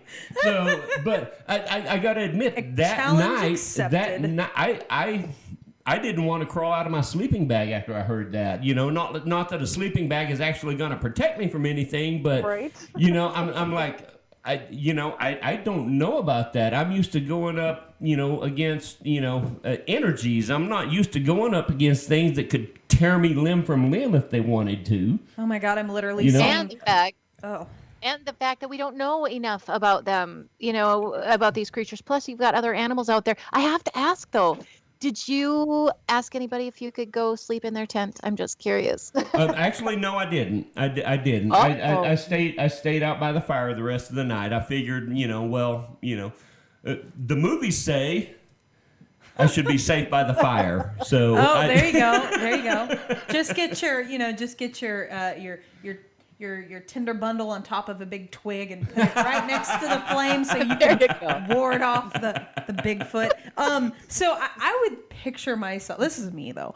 I would picture myself if I was to ever go on a Sasquatch hunt. What do you girls call it? Sasquatch hunt? She-Squatch hunt? What do you call it? You just call it squatching. Squatching. Okay. If I was personally to ever go squatching, I would take a baby doll and I would totally leave a baby doll out in case there's ever a little kid squatch that was lonely and wanted a baby doll to play with. So that's what I would do. I don't know if you guys do anything like that or if you take little tokens or food or snacks or anything to leave for them, but that's what I would do. I mean, that was where my mind wandered to. I'd want to, if I met a little kid Bigfoot, which would probably be taller than me. That's your maternal instinct showing through. I mean, after all, girls, we do have a football-sized team of children. So, wait, no, literally, I don't even know how many players are there for football. Well, there's 11 for football, but we have a basketball team and a half. There we go. That's how many kids we have. But technically, including Jeremiah and myself, we do have enough for a football team. There's 11 in our immediate group. Yeah, that's a lot of mouths to feed. Anyways, so do you guys think that? Do you think that the female Sasquatch are much more reserved from exposing themselves in situations? Do you think the males, being the more dominant, or do you think the females are, or what do you guys think about that? Personally, I think, females are usually very calm compared to males, with the testosterone and the different, manly things. I think the main time that a female is going to be most aggressive is when they have their children. Gotcha. So, but that's just my opinion. That's not called Mama Bear. That's called Mama Squatch. I have I have a good friend on the team Bigfoot in Kansas that has interviewed people that sounds very much like that type of an experience. A family out in eastern Kansas again had taken a day trip out to a stream or a river, creek, something. Anyway, there was about half the family was already across the creek where they were planning on picnicking, and I believe it was the parents were still on the side where they parked. And as the mother walked down to the creek, she could hear something kind of crashing through the vegetation that was growing along the creek beds. She thought it was just one of the kids playing around. Mm-hmm. But she said all of a sudden the sounds got really close to her, and like it was real close to the creek edge too. And she was about to say something to the kids to, be careful around the creek. But she said all of a sudden it was like everything around her just exploded, and there was a sound The way she describes it, a lot like what I just played for you guys, like right behind her, like right behind her head. And she said all she could think to do was just, duck, cover, close her eyes, and in fetal position. That's all she was able to physically do. And she said when the sound quit, she heard a footfall, a splash, another footfall, and she opened her eyes just in time to see a very large, very hairy figure top the creek bank on the other side and head in the opposite direction of where they were picnicking. So it was like there was maybe a juvenile that was, paralleling her in the brush, and when she was about to see something there, then the adult lashed out behind her to distract her. She cowered down, and the adult took off running. Does that make sense? Am I painting a good enough picture for you guys? That's the I didn't, Definitely. I wasn't there when the lady was interviewed, but I listened to the recording of the interview, and I mean it was that was a hair-raising, intense situation. Haha, hair raising. Ba-dum-bum. Hey, I got a question. Sorry, did I interrupt? I mean, I was just talking about like that maternal instinct, protective instinct that. Oh yeah, when Mama Squatch comes out, ooh, you don't want to fuck with that. Hey, you don't want to Hey, I'm an auntie, and I would honestly wouldn't want to screw with me as an auntie. I can't imagine being a mother. I don't have children, so. Well, honey, let me tell you, it's a life-changing experience. But I unlike you, I actually don't. I'll never get to experience the nieces and nephews thing, like as far as like from a little kids and babies and all, watch them grow up. I don't have any siblings, so I never will get to experience that. And Jeremiah's siblings are all a lot older than him, so his nieces and nephews, are any of them older than you? No. Oh, barely? Close. Okay. So, but that's okay. It's all good. But I don't even know where I was going with that. But anyways, so ladies, how would you envision capturing? What do you think would be the circumstances on how to capture a Squatch? I don't think I'd want to capture a Squatch for be held in captivity. As a matter of fact, I've been very vocal about if we found a village, a Bigfoot village, we would not tell anybody where it is. Hell yeah, kind of like winning the lottery. Mm-hmm. Because I've had nightmares about taking people out into the woods and showing them how I do something specifically, and then them taking it and using it in that location and capturing a baby and stealing it. And I was like, you can't steal their baby. And and that's like, I have nightmares about that. So, I mean, I wouldn't tell people where they were at like that. I just wouldn't. So, oh no, go ahead. Go ahead. As for, I think if we stumbled upon some bones or something, that would be okay to share. But I would never kill one. Mm-hmm. Oh, for sure. I think capture is the wrong word.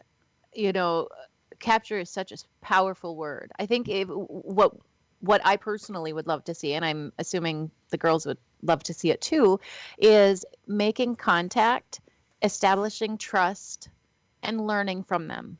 You know what I mean? Yeah, absolutely. Having a relationship and learning from them without anybody else coming in there and telling us what to do, taking them away, doing awful things to them because they want to know more. Right. I'm sure that someone out there has had a Bigfoot, has had huge evidence that was just taken away. I mean, when people are told that it was a bear, how many times? Right. People are, you don't see what you're seeing is what they're saying. And I just think there's got to be so many. There was an interview. So much out there. I think there's been, I actually think there's been more than one, but one that I can think of right offhand, interview with an ex-park ranger up from one of the northern states, that he talked about how they actually had instructions from on high, that if there was any kind of a sighting or incident or anything like that, they were to redirect it to the direction of a bear or whatever, redirect it away from being a Bigfoot, for that very reason, because but then they had explicit instructions to report it, and a lot of paperwork that wasn't readily available to the public, that type of thing, because okay, so I'm going to put on my tinfoil hat for a minute and talk about conspiracy. Right. But I think it seems to me the type of stuff he was talking about really seems like government conspiracy, trying to get a hold of a specimen to examine, which is horrible. Tammy, what do you think? Yes. Okay, for me, it's two. I would never want to capture one, but there's two different reasons why. Because first of all, if it does have human DNA, then that's going to bring about an entirely different species, and they have rights, and they needed to be treated as humans. And I think that that's going to cause a lot of issues for people as far as acceptance. And then the other is that even if it is a creature, I don't want anybody to know and capture them, because even if they have the best of intentions, and say that they're just going to do some tests and things like that, eventually they're going to want to take a look at those organs and everything inside there, and they're going to kill it and they're going to cut it open. Right. And I'm not okay with either of those scenarios, so I would never ever let somebody capture one. Right. I can definitely respect that.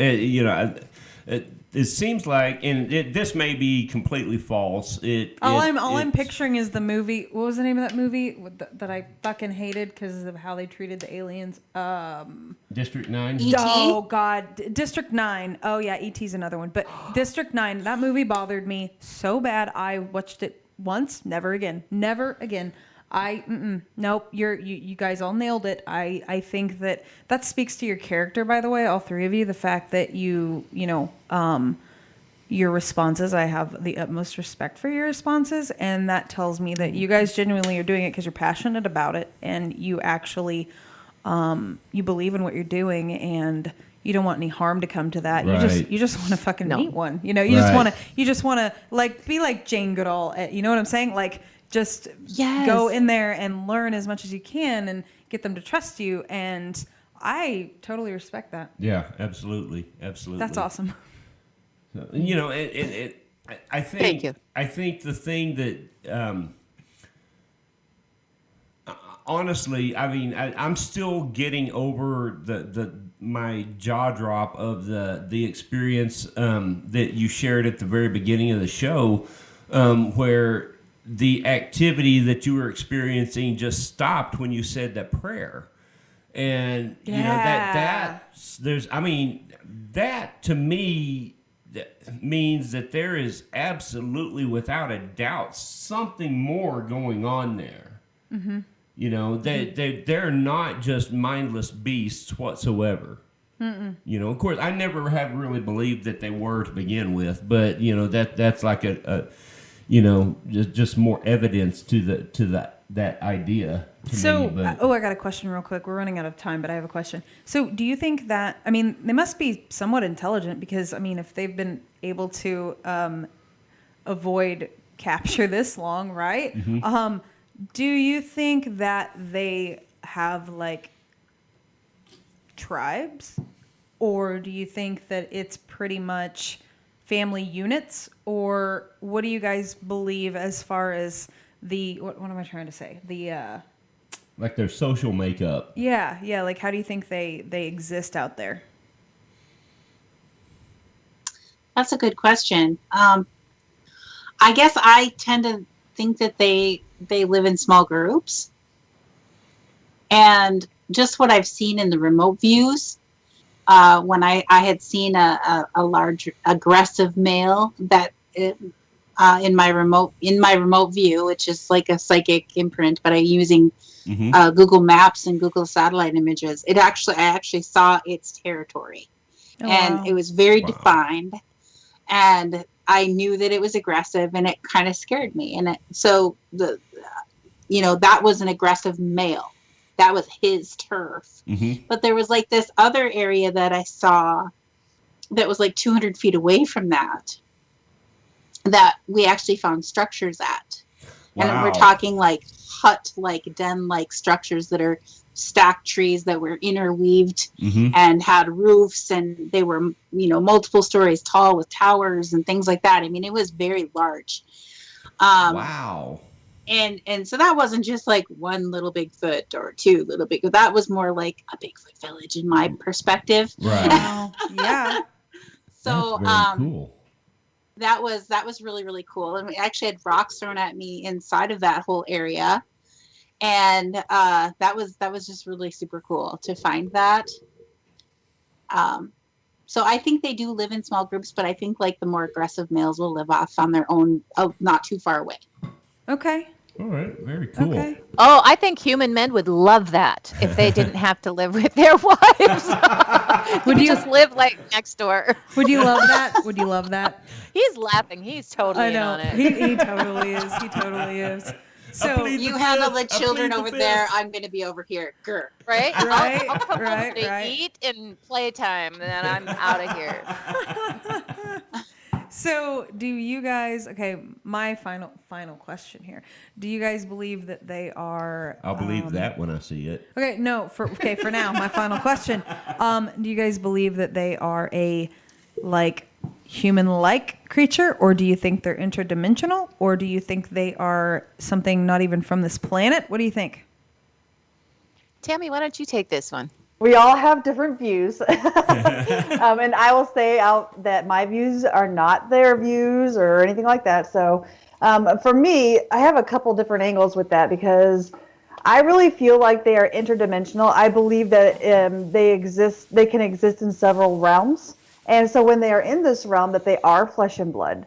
Okay. But here's the one thing that kind of attaches to that is a lot of the DNA samples, the hair samples, and everything that they have gotten and have turned in.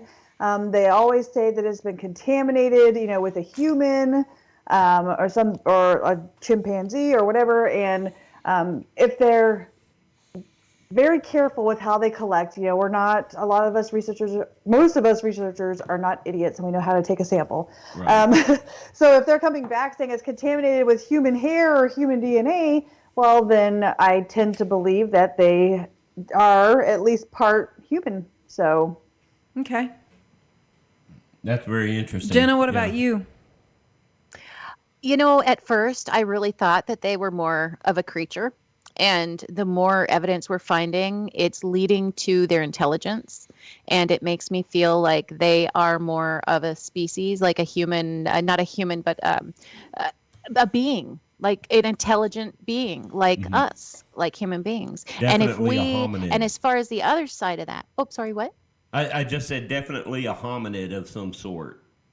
Definitely. And as far as the psychic, the abilities of these beings, I'll call them beings, humans, look what we can do. And we've got our minds are corrupted with everything. We're thinking about school, we're thinking about work, we're thinking about children, we're thinking about groceries, we're thinking, we've got so much on our mind, and we still are able to get this information. Right. So if a being is out there without all the clutter that we have, and they're straight open, you'd think that they'd be able to do quite a bit, Yeah. because that, and I think they're amazing. And I think one day in the next 5 years, we're going to be having more conversations about them in reality and people. So, and our communication and everything. But yes, I really believe that it's an intelligent being. So, Jen, what about you? At first I didn't believe in Bigfoot, but now I do. And lot of the things that I hear from the native elders about them being that they are flesh and blood, but yet they are more in the realm of the little people, that they can move in and out of our reality, so to speak, that they can walk between those worlds or those dimensions of realities. I didn't know what to think about that until we started experiencing some things that kind of point that way. I haven't decided for sure what I think that they are. For sure, I think that they are human-like in the aspect that they are intelligent. They know enough to be scared of us, to stay hidden from us, that humans are dangerous. Yeah. And if they weren't so smart, I mean, they would probably attack us, but I think that they don't, because they know that something bad would happen if they did. Right. Right. So if it was just an animal, I think that you'd be hearing about more attacks. Right. Definitely we infringe. We infringe right. as humans on their territory. There's So it's hard to say. And I think that there are different species or different levels of intelligence in the Bigfoot. Because I don't think the skunk ape is necessarily the same thing as the Bigfoot that we're seeing in Minnesota and up north. It seems like the skunk ape are something a little bit less intelligent, less and more aggressive for sure. So I think we're dealing with, I don't know if you're the hillbillies of the Bigfoot community. I don't know. Well, you look back on human history, even Native American history, there were tribes that were more peaceful than others. There were tribes that were more aggressive than others. So it's So are you all of that variation is completely possible within exactly the same species of being. So are you saying we're getting the Joe Exotics of the Sasquatch God. community? The sightings are like the redneck ones? Is that what you're saying, Jeremiah? No. Every time I think of Joe Exotic, I think of him running for president. That's what I think of every single time. Jen, don't you ever say that again. It was funny. He did, didn't he? Pitch? That was hilarious. And then he ran for governor, didn't he? Yeah, I want to say in the show, he ran for governor after he wasn't very good a contender there for president. Yeah, well, I don't know. I had to quit watching that show. It hurt my heart to see all those tigers in those pens, and it just hurt. And I just couldn't watch it after a while. I just Yeah. I think I made it through 1.5 episodes. I've told- Partially because of the absolute absurdity, and partially. Oh, Jen, me too. When I'm having a moment in the evenings, or like a lot of time, well, not a lot of times. There's been a few moments where Jeremiah's got to work because he works all night or whatever, and he's not home, and so I'm like, I gotta get some humor in my life. Give me that white trash. Gotta get my white trash. Gotta get my fill. Gotta get my fill of white trash. So I still have never seen a single episode, so I don't even know what you're talking about. You gotta watch it, Tammy. He ran for president, and his pitch went, "Hey, you mother effers." Okay. Oh So my it started. God. It was hilarious. Oh my God. I'm so gonna check out that episode. What episode is it? No, I really don't think I will, but that is funny. But if you need some humor, okay, because I didn't grow up with any white trash experiences, so as an adult, I'm taking it all in. Let me tell you. Yeah. That's Give the it honest. to me. Yes. Well, Yeah, poor Steph over here. She almost had the silver spoon experience. almost. Yeah, almost. What is the almost part? Well, I mean, you had everything short of the silver spoon, Yeah, pretty much. and then she met me. I know, right? No, I'm just kidding. I'm totally kidding, guys. I'm in the same situation, guys. I gotta say, I did, ladies. I did. I'm an only child. My parents were older when they had me. I don't have cousins, so I was the only grandchild. I always got what I wanted for birthdays and Christmas. Like I really, really did have a. She was spoiled. I wasn't a brat though. but I won't deny that. I'm sure that I was. But, you know, I mean, I got to give my parents credit. Like, they, you know, like, I had a very good childhood. So, I did too. I really feel bad for people that haven't. yeah, me too. Me too. So, I mean, you know, we're trying like hell to make our kids, you know, have a, you know, good childhood from the moment we got together on. Anyways, we won't talk about before that, but hey, we can always move forward, right? But anyways, well, my dearest friends, this has been amazing to get to talk to all three of you. And thank you so much for being on with us. This has been so much fun. And we're going to have to, you know what we're going to do? I think that when we go stay at the farm, because Jeremiah and I took off from work the Wednesday before Thanksgiving through the following Wednesday. So we're off for 8 days, and we're going to go stay over at our farm for the, you know, majority of that week off, which I'm so excited about. And so I'm thinking we should like go in the woods one of the nights or something and, you know, see what. Well, I've been trying to get you to do that for 2 years. Yeah, well, it hasn't happened yet. But there's still hope. There's still hope that it'll happen. So. Oh my God. Anyway. So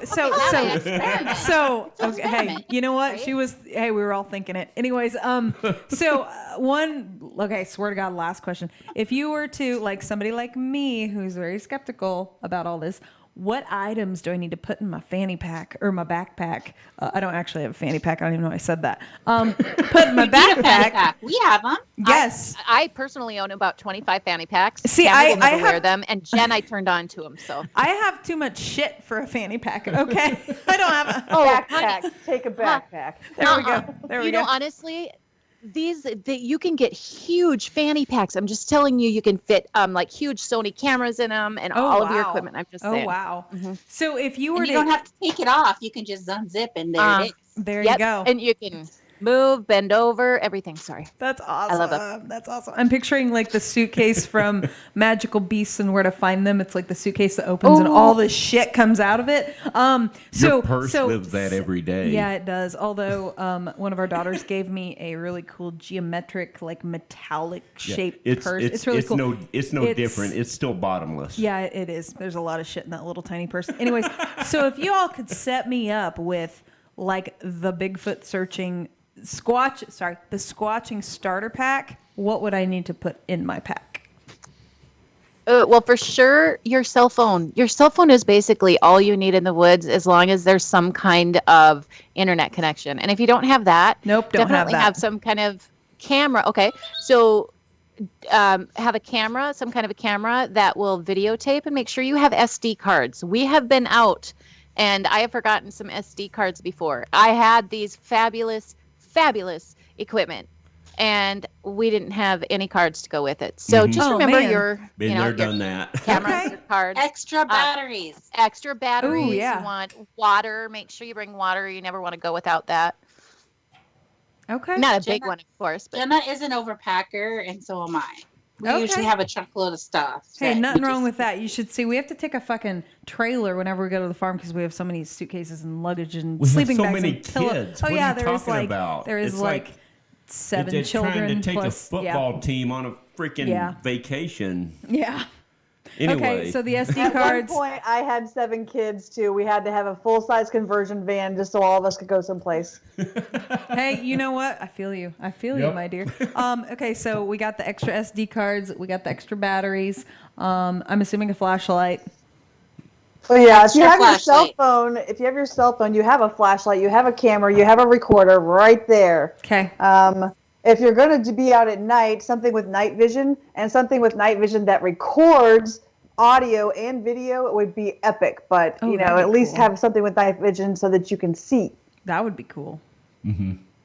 We have that. We got a lot of cool play toys. It's over at the farm right now. Yes. Except the except the Boo Bear. We don't don't have the Boo Bear yet. Yeah, we don't have that. I don't want to talk about it right now. That's not Bigfoot hunting, so.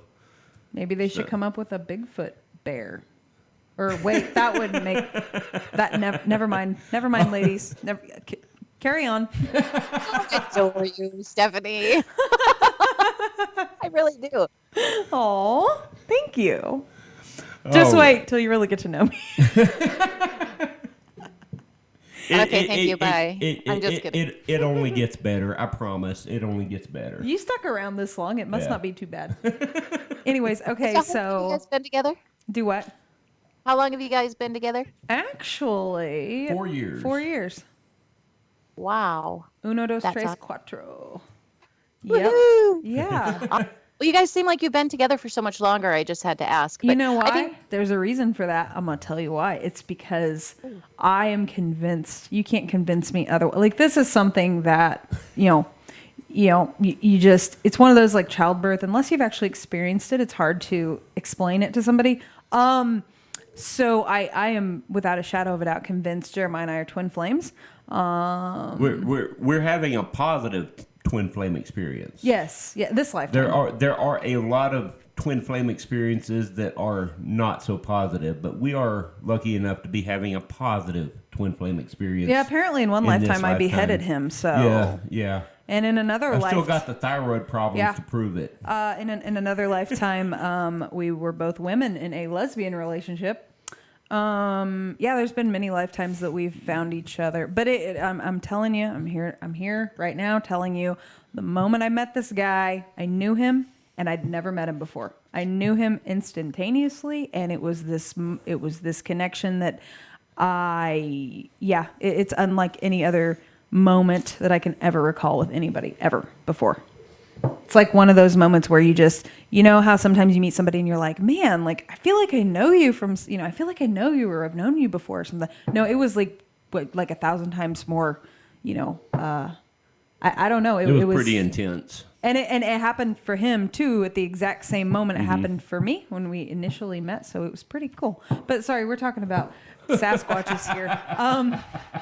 Not twin flame relationships, but yes. I love it. Thank you for sharing. Yes, it's pretty. You can have multiple soulmates. They serve a purpose of either a lesson to be learned or helping you grow or whatever. But a twin flame is it can happen. You only have one, and it can you can some lifetimes you never meet or whatever, but we fortunately did, and so I get to experience that, and it's pretty freaking awesome. Just saying. Well, if you guys ever come to Kansas, you're gonna have to come. Yeah, it would be like really cool if we could take them over to the farm and stay in the woods, and then we'd have the experts with us. What part of Kansas are you in?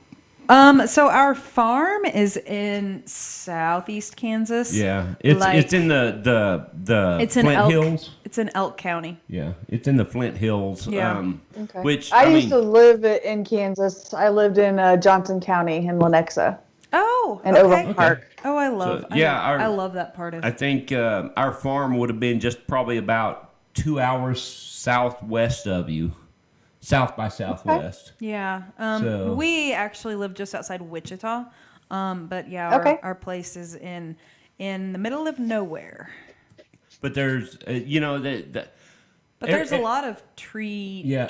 Ever since the first time I went over there, it's like, damn, this is Bigfoot country. It's got to be because there's water, there's cover. There's all kinds of terrain, anywhere from like meadows to wooded hills, and lakes, and there's 2 lakes and a stream. Yeah. Actually, 3 lakes and a stream. Depending on the time of the year, it could be 4 lakes. And there's a couple ponds. So it's very.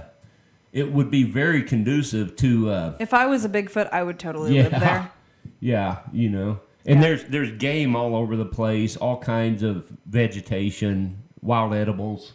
So, it's really interesting. So yeah, but anyway, so yeah, if you guys ever come to Kansas or Kansas City, even let us know. That would be amazing. Sure. So one last thing, do you guys do festivals? We do events, yes. Okay. Have you guys ever put one on, like a Sasquatch festival or anything? We're usually brought in to do we do speaking at Bigfoot conventions. So we've had to limit how much this year we've kind of, most of the events were canceled this year. Yep. Right. But like last year and the year before, we were doing we were traveling 1 week a month for like Same 6 here. months out of the year. Mm-hmm. That was a wild year, man. We went once, even sometimes twice a month to a fair. Yeah, a lot of months For we that were at a year fair straight, and I'm like, honey, we got to slow the pace down. Yeah. I can't handle this. at a fair or a convention of some sort for once or twice a month, basically the entire year. Yeah. And then fucking COVID hit, and it all stopped. Yeah. But Yeah. And with But you know what? It gives it a break. Oh, It yeah. gives everybody a break from things too. Oh, Even yeah. though it's Yeah. very hard to get through everything, Yeah. it really does. We, and what we do for our jobs, we couldn't risk, traveling to do the fairs. And I mean, we just couldn't risk it. yeah, there have actually been, since things have started opening back up a little bit, there have been a couple of fairs that actually were begging us to make an appearance, but yeah, We just can't. We can't because of our full-time work. So What we do to pay the bills. Yep. So yeah, it's kind of crazy, but I don't know. Maybe it'll get back to some semblance of normal one of these days. But until then, there's lots of Bigfoot hunting and ghost hunting to do. So Hell yeah. All right, my dears, my dear, no, Dearests. There we go. Thank you, Jenna. Thank you. Yeah, this has been fabulous, and you guys, we're gonna have to have you back on. This has been informative and a lot of freaking fun. yeah, Awesome. I really wanted. It to has get, been fun. Yeah, it has been. I really wanted to get more into how you use your psychic abilities with this type of thing. But we'll have to save that. I for apologize, next time, girls. So. We've gone way over on the time. I am so sorry. Well, we'll That's have to do okay. it again sometime, and we can get into all that. Yes. We'd love to share. Yes, Definitely. absolutely. All right. Well, you guys take care of yourselves and be safe out there in the wild. And yeah, we will meet again. Awesome. Thanks for having Thanks, us. guys. Yes. Absolutely. Thank you so much, you guys. Thank you. Have a good night. You You too. too. Bye. Good night. Bye. Gotta take my ears out. Though that was pretty awesome. That was really cool. They're all so awesome. And you can tell there's quite the variety of personality, so they probably all really, really, the whole is greater than the sum of its parts. Right, So to yeah. speak, like that's one powerful fucking triad of women. Right. Yeah. Yeah.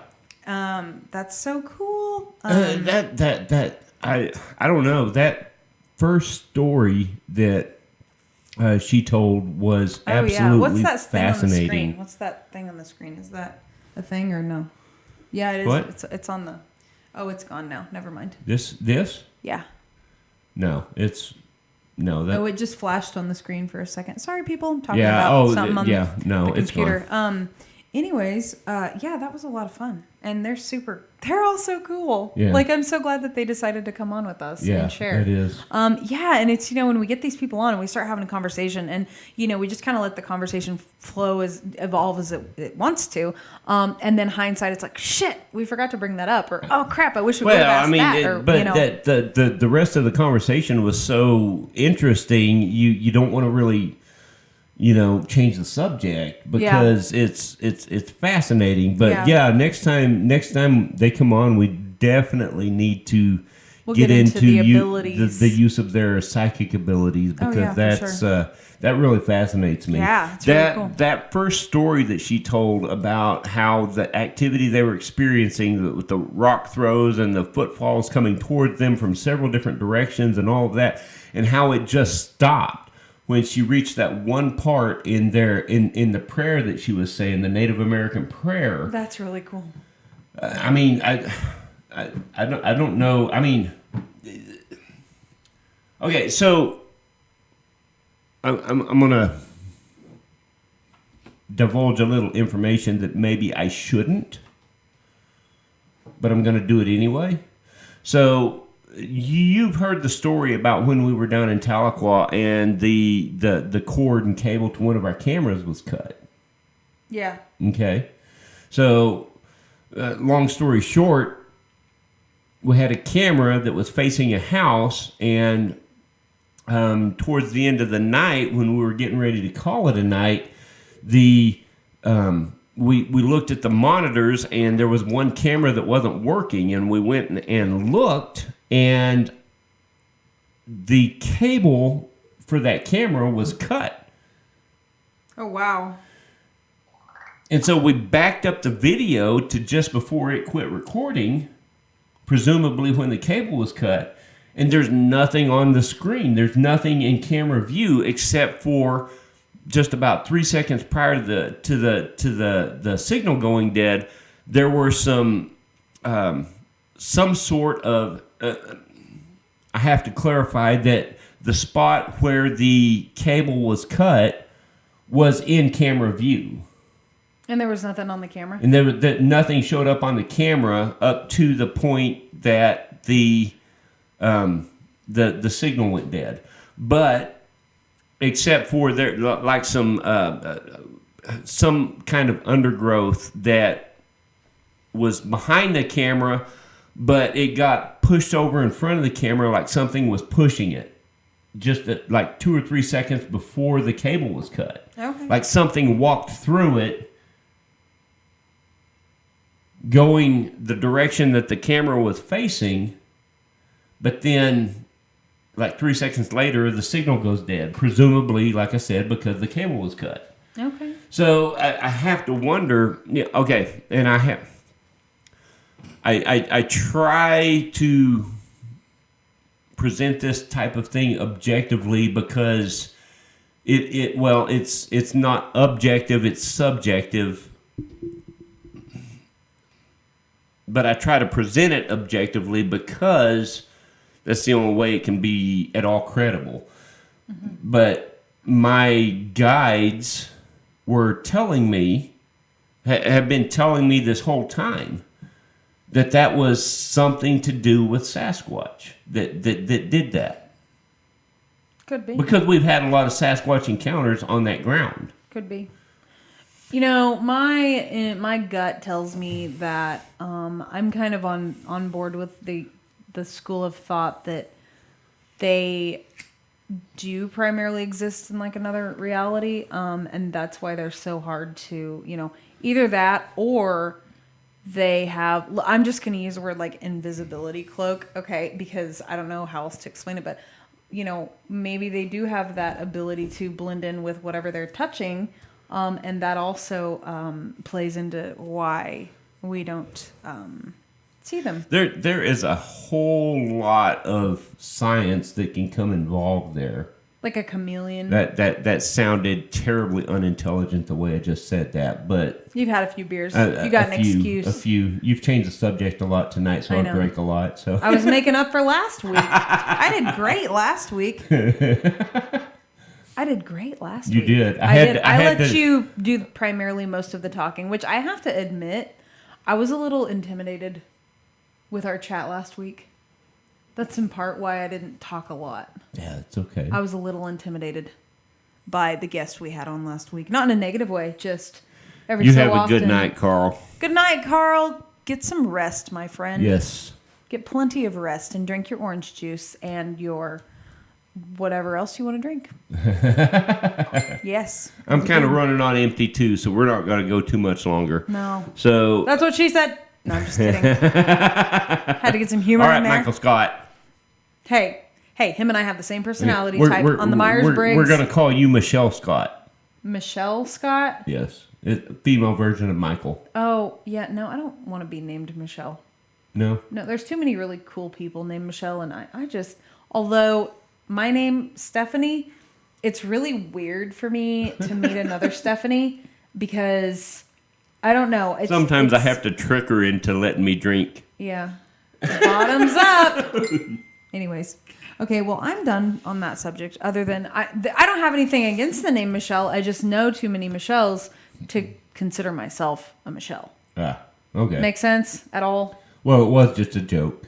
Okay, well, anyways. So you guys have a good night. And next Monday, our guest. I'm super stoked about it. It's his name is Josh Hurd, and he he is. Well, I'm like really excited to talk about aliens. I want to talk to him about aliens and all of that subject matter. That's like what I'm most excited to talk to him about. You probably are not on the same page as me. I'll talk about anything, most man. excited to talk. Anyways, tell a little bit about him. So I'm gonna have to freshen up on my Josh Hurd trivia. Oh, okay. But Gotcha. I do know I've had the opportunity to talk to him. I doubt he remembers me, but I've had the opportunity to talk to him. Yeah, and he really is a super cool guy. You're pretty unforgettable. He is. He does a podcast with our guest from last week, Johnny Hauser, Chad Lindbergh, and Nick Groff. Yeah, that guy. So, Nick Groff. Nick Groff, of course, being one of the original tech crew from Ghost Adventures. Is that why I'd never. Yeah. Well, me. I've never really watched any of the ghost shows or anything. So I'd never heard the name, but that doesn't mean it's not a thing. I'm gonna have people fact checking me on that. I better double check. I think that's know where your he's shit, from. honey. Know your shit. Anyways, Josh seems a like bunch a hell of really of a guy. cool guys, and Josh Hurd is super cool. Pretty down to earth too. Yeah, he really is. He probably remembers meeting you at the Paragon. So, but he's going to be on. And I'm just happy to talk to him about anything and everything paranormal. So I love talking about paranormal shit. So. Anyway, yes, it's going to be a super cool show next week, so don't forget to log on. I said, oh, yeah. Yeah. Don't forget to log on 7 p.m. Central Standard Time, and be looking out for details for our coming live investigation. I'm really excited about at it. an undisclosed location. I know, right? I'm excited about it. Okay, well, you guys take care and be safe out there, and just remember, just don't be an asshole, okay? Yeah. Just don't be an asshole. There's no need for that. There's a lot of things to be happy about, a lot of things to be sad about, but there's no reason, most of the time, there's no reason to just be an asshole to other people. So, yes. Yeah. Yes. Okay, peace out. What was that? What does that mean? What Kindness. It doesn't cost a damn thing. Sprinkle that shit everywhere. Yeah, do that. Do that. So. All right, guys. Join us next week as we keep shaking hands with the shadows. And y'all have a good week and a good night. And we love you. And we'll see you next Monday. Absolutely. Bye. Ta-ta for now.